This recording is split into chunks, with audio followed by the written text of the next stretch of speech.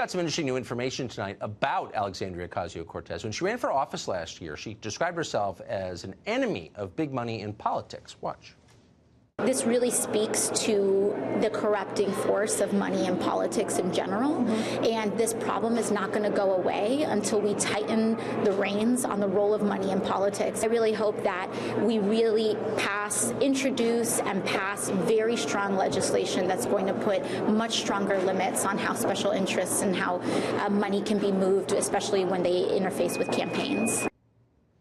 Yeah. She doesn't like when money moves and interfaces with campaigns. Of course, Ocasio-Cortez is also a sworn enemy of carbon, but that didn't stop her from taking hundreds of Uber rides when the subway was just a few feet away. She may feel the same way about money. For you, but not for her. A new FEC complaint accuses Ocasio-Cortez's chief of staff of diverting $1 million in donations into private accounts, apparently to obscure how that money was used. If true, the complaint could result in prison time.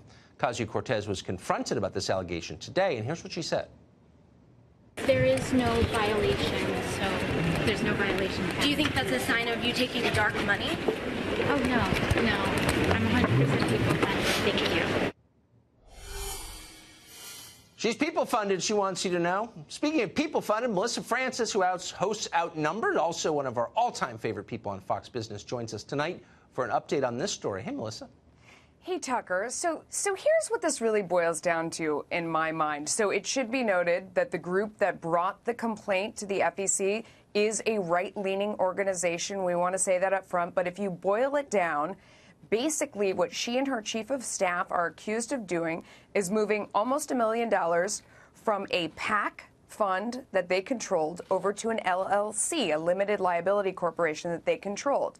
So were I her, I would ask this gentleman in the photo here, who is a multi-millionaire, tech and finance smart guy who's running her campaign, I would say, hey, why am I moving this money, these donations that were made to me from this PAC over to this other account that I control? I control them both. Why move it? What difference does it make? Yeah.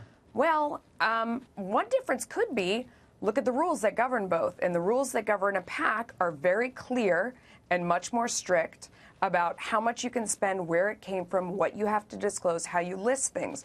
When it's an LLC, a limited liability corporation, the rules are very different, much lighter. And she marked a lot of stuff strategic consulting. And you can do that rather than itemizing things. Now, is this illegal? I don't know. Both sides are going to have their arguments in court about this, no doubt. And by the way, the rules that govern campaign finance are written by the very people in power who were trying to hold on to it.